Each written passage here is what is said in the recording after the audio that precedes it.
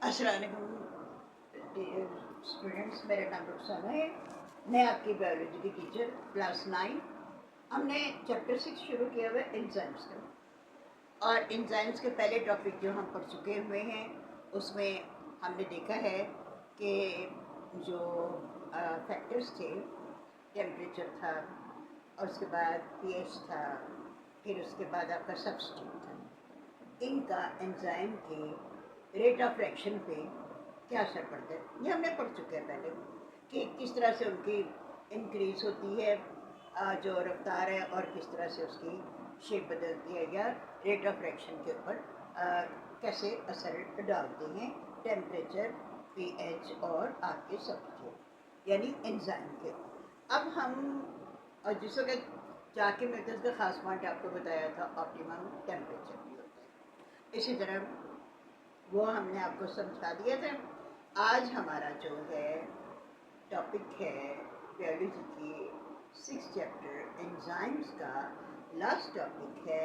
यह है mechanism of enzyme, यानी एंजाइम के काम करने का तरीक़ाकार, यानी एंजाइम जो है वो किस तरह से काम का अंजाम देता है। अच्छा, सबसे पहले तो यहाँ पर हमने EMS इसके आपको शो किए हैं। वो क्या है आपका E फॉर एंजाइम और S फॉर आपका जो सा है वो हमने सबस्ट्रेट का।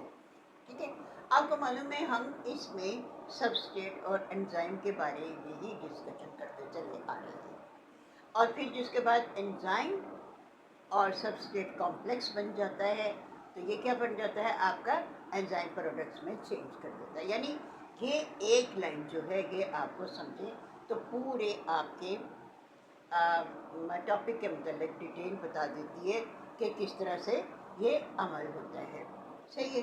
अच्छा जी, अब इसमें यूँ है कि जिस वक्त हम एंजाइम पर अमल कराते हैं तो उसका जिस वक्त काम मुकम्मल हो जाता है तो वो एक तरफ हो जाता है। यानी कि एंजाइम्स का क्या काम है, आपको पहले भी मेरा पिछले लेक्चर में भी बताया था कि वो अमल को यानी कि काम करने की शरह को या रेट ऑफ एक्शन को तेज़ करता है, बूस्ट करता है। यानी कि जिस तरह आप केमिस्ट्री में कैटलाइजेशन का पढ़ते हैं ना, इस तरह का अमल के यहाँ पर करता है। और फिर क्या होता है, यही जो है आपस में एंजाइम सबस्ट्रेट के साथ मिलकर जिस वक्त ये क्या बना लेता है, एंजाइम कॉम्प्लेक्स बना लेता है, सबस्ट्रेट कॉम्प्लेक्स बना लेता है, फिर वो क्या हो जाता है, एंजाइम अलग हो जाता है। इसमें जैसे कि इसकी अलग होता है तो उस पर क्या होता है, जिस वक्त पहले वो होता है तो क्या होता है, सबस्ट्रेट की फॉर्म में होता है।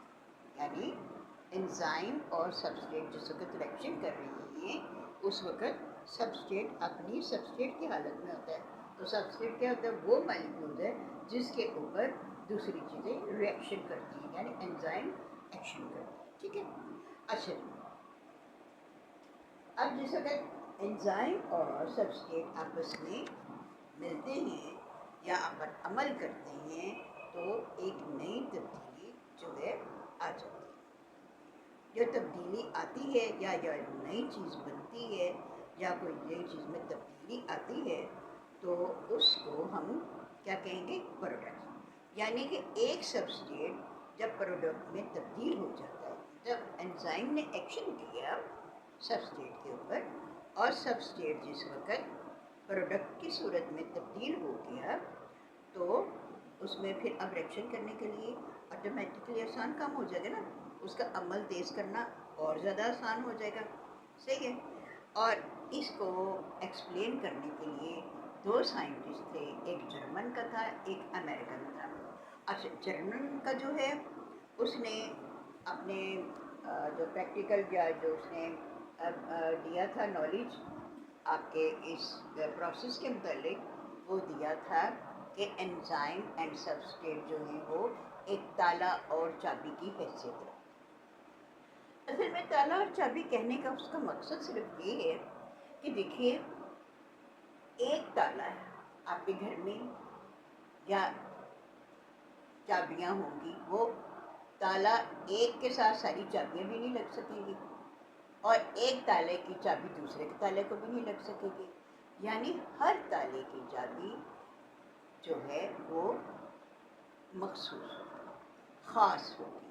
یہ نہیں کہ آپ نے ایک تالے کی چابی دوسرے تالے کو بھی لگا کے کھول لی اور دوسری چابی جو سی ہے وہ آپ نے کسی اور سے تالا کھولی. یعنی کہ ایک چابی ایک تالے کے لیے بنی گئی ہے اور اسی بات کو جو ہے خاص کر کے ایکسپلین کرنے کی کوشش کی ہے کہ یہ ایک چابی جو ہوتی ہے ایک تالے کے لیے ہوتی ہے, ایک چابی سارے تالوں کو کام نہیں کرتی. تو اس پروسیس میں اس نے کیا کیا کہ بتانے کی یہ کوشش کہ اللہ تعالیٰ نے ہمیں بھی اسی طرح بتایا ہوا ہے کہ جیسے کہ مختلف انزائمس ہیں, جہاں میں یہ بتاتی چلوں کہ 2000 انزائم جو ہیں وہ معلوم ہو چکے ہیں. 2000. اچھا, یعنی کیا ہے, اللہ تعالیٰ نے ایسے ہی ہر انزائم کے لیے سب اسٹیٹ بھی جو ہے نا وہ خاص بنایا ہوا ہے.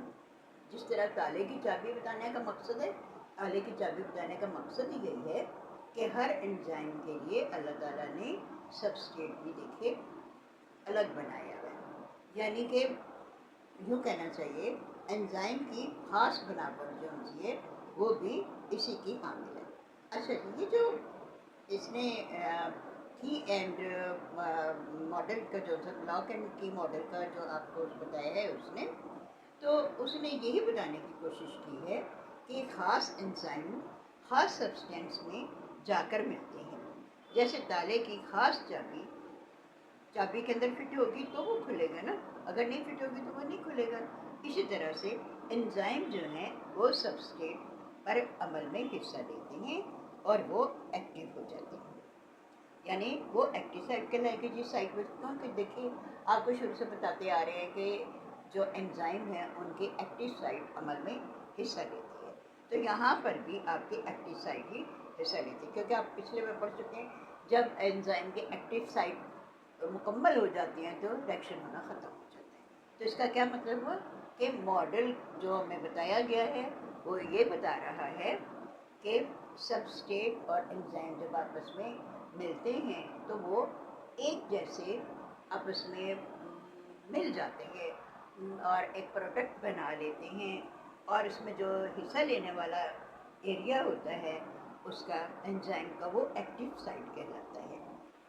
یعنی ایک انزائم خاص شکل رکھتا ہے اور اس کے اوپر اس کے دیکھیے جیسے میں نے ابھی یہاں پر یہ بنایا ہوا ہے, اس کی خاص شکل خاص جگہ پر فکس ہوتی ہے.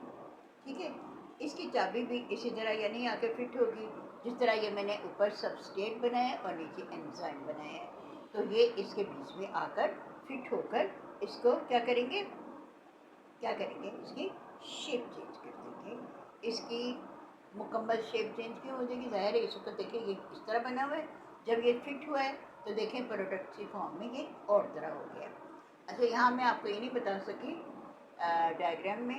پھر اس کے بعد جب ریئیکشن کمپلیٹ ہو جاتا ہے پروڈکٹس میں تبدیل ہو جاتا ہے, یہ آپ کا سب اسٹیٹ کمپلیکس میں تبدیل ہو جاتا ہے. یعنی یہ پروڈکٹ جو ہے یہ آپ کا سب اسٹیٹ کمپلیکس میں تبدیل ہو جاتا ہے اور یہ انزائم جو سا ہے یہ اپنا آپ کو پہلے ہی بتایا تھا کہ انزائم جب اپنا کام مکمل کر لیتے ہیں تو ایک سائڈ پر ہو جاتے ہیں یا الگ ہو جاتے ہیں. ٹھیک ہے, اچھا جی. اب یہ ہمارے پاس جو ہے اس نے یہ بھی بتایا تھا کہ اس میں جو ہوتی ہے ایکٹیو سائٹ اس کی ہوتی ہے وہ ایک سخت شکل والی سبسٹریٹ ہوتی ہے. اس کی بناوٹ جو ہوتی ہے وہ سخت ہوتی ہے اور یہ جو آ کر پھر اس کے بعد اس میں جو سبسٹریٹ آ کر مل جاتے ہیں, اور جب یہ سبسٹریٹ اسی کی طرح کے آ کر اس میں مل جاتے ہیں انزائم سے اور جسے سبسٹریٹ کمپلیکس بن جاتا ہے پروڈکٹ کی صورت میں, تو اس کے اوپر آپ کو پتہ میں نے آپ کو بتایا اس کے بعد جس وقت آ کے یہ مل جاتے ہیں اور یہ پروڈکٹس جو سے ہیں بن جاتے ہیں اور ان کے اوپر ایکشن کرنا جو ہے وہ بہت آسان ہو جاتا ہے. اچھا جی, اس سائنٹسٹ کا نام جو ہے ایم ایل فشر تھا. 1894 میں اس نے بتایا ہے آپ کو یہاں پر کہ lock and key model German chemist Emil Fischer 1894 active site is rigid, یعنی کہ اس کی جو ایکٹیو سائٹ میں آپ سے ذکر کر رہی ہوں عمل میں حصہ لیتی ہے وہ سخت ہے، یہ کہہ رہا ہے کہ سخت ہے۔ اچھا جی، اب آپ دوسرا جو سا ماڈل ہے وہ کس نے انٹروڈیوس کروایا ہے؟ انڈیوس ماڈل کروایا ہے امریکن کے ایک بیولوجسٹ نے کرایا۔ وہ اوپر والا جرمن والا جو ہے وہ کیمسٹ تھا اور امریکن جو ہے وہ بیولوجسٹ۔ اس نے 1958 میں ڈینیل کوشلینڈ نے کیا کہا کہ active site can be mould according to substrate need, یعنی کہ جو ایکٹیو سائٹ ہے کس کی کین بی مولڈ، یعنی ایکٹیو سائٹ جو انزائم کی ہے mould according to substrate need, جیسی شکل کا وہ ہوگا اس طرح سے یہ مولڈ ہو جائے گا، یعنی کہ اپنے آپ کو چینج کر لے گا، اپنی اسی طرح کی صورت اختیار کر لے گا۔ جبکہ آپ کا جرمن کیمسٹ جو ہے وہ کہہ رہا ہے کہ اس کی سائٹ ریجڈ یعنی کہ سخت ہے، ہارڈ ہے، لیکن یہ بالکل اس کے اپوزٹ بات کر رہا ہے کہ ایسا ہرگز نہیں ہے، ایکٹیو سائٹ جو ہے اس کی وہ مولڈیبل ہے، یعنی کہ وہ اس کو اپنی اکارڈنگ سبسٹریٹ کے وہ اس کو چینج کر سکتا ہے اور وہ چینج کرتا ہے۔ اس نے انڈیوس ماڈل بنایا اور اس نے اس کے بیچ میں نے آپ کو یہ دکھائے ہیں، یہ سبسٹریٹ ہے اور نیچے انزائم ہے۔ جس وقت سبسٹریٹ جو ہے انزائم کے ساتھ مل جاتا ہے تو یہ کیا ہے آپ کا پروڈکٹ بن جاتا ہے جس کو آپ سبسٹریٹ کمپلیکس کا نام دیں گے۔ اچھا، یہاں میں نے لکھا ہوا ہے اسپیسیفک آف انزائم ایکشن، یہ نام آپ کو پہلے چیپٹر میں تقریباً بتا چکے ہوئے ہیں کہ دیکھیے جس وقت بھی یہ specific type of the enzyme جو سے ہیں ایکشن کرتے ہیں تو ان میں کیا ہوتا ہے، دیکھیے ہر ایک چیز کے اپنے ہی مطابق اثر کرتے ہیں، یعنی کہ ایک اگر انزائم آپ کا پروٹین کا ہے جس کو آپ پروٹیز کہتے ہیں تو وہ کیا کرے گا، پروٹین کے لیے عمل کرے گا، ایمیلیز ہے وہ اسٹارچ کے لیے کرے گا، لپیز ہے تو وہ لپڈ کے لیے کرے گا۔ ایسا ہرگز نہیں ہوگا کہ جو لپڈ کا ہے وہ جا کے ایکشن کر رہا ہے پروٹین کے اوپر، پروٹین کا جو ان سے ہے وہ ایمیلیز کے اوپر کر رہا ہے، اس طرح ایسا نہیں۔ یہاں پر بھی ہم یہ کہنا چاہیے کہ جس طرح ہم یہاں پر انزائم کے بارے میں پڑھ رہے ہیں کہ ان کی اسپیشل یا ان کی شکل کے مطابق وہ اپنے آپ کو مولڈ کرتا ہے یا لاک اینڈ کی کا پروسیس، تو یہاں پر بھی آپ دیکھیں کہ اللہ تعالیٰ کی طرف سے جو پروٹینز ہماری باڈی میں ہوگی اس کو پروٹیز جو سے کون سے کیا کریں گے، پروٹوز جو سے ہوں گے وہ پروٹینز کے لیے کام کریں گے، ایمیلائز جو سے اسٹارچ کے لیے کام کریں گے، اور لپیز جو سے ہیں وہ لپڈ کے لیے کام کریں گے۔ ایسا ہرگز نہیں ہوگا کہ لپڈ کا جیسا پروٹین سے ملا پروٹین کا جو ہے لپڈ سے ملا، ایسا بالکل بھی نہیں ہے۔ اور یہ بھی بتا دوں کہ 2000 کے قریب جو سے ہیں انزائمز ہمارے علم میں آ چکے ہوئے ہیں اور جن سے کام کروایا جا رہا ہے۔ آج کے لیے اتنا ہی، امید ہے آپ کو سمجھ آ گئی ہوگی، اور ہمارا یہ چیپٹر جو انزائم کا 6 ہے یہ چیپٹر آج ختم ہوتا ہے۔ امید کرتی ہوں کہ آپ کو کچھ سمجھ آ گیا ہوگا اور آپ اپنے ایگزام کی بھی تیاری کر رہے ہوں گے۔ اور بچوں آپ ایگزام کی تیاری کیجئے، لیکن جب ایگزام میں بیٹھیں تو پلیز پیپر کو ایک دفعہ نہیں پڑھ کے شروع کیجیے گا، 2 دفعہ پڑھا کریں، اس کو سمجھا کریں کہ وہ جیسے میکینزم ایگزام میں آپ اس کو اٹھا کے ڈائریکٹ لکھنا شروع ہو سکتا ہے، وہ صرف آپ کو کی ماڈل پوچھ رہا ہو اور آپ کو اس کا لاک اینڈ کی ماڈل پوچھ رہا ہو یا صرف کوئی اور ڈیفینیشن پوچھ رہا ہو، اس لیے آپ بہت دھیان اور بڑے اچھے طریقے سے پیپر کو پڑھ کے کریں گے۔ امید تو ہے کہ آپ کرتے بھی ہوں گے۔ تو آج کے لیے اتنا ہی، اللہ حافظ.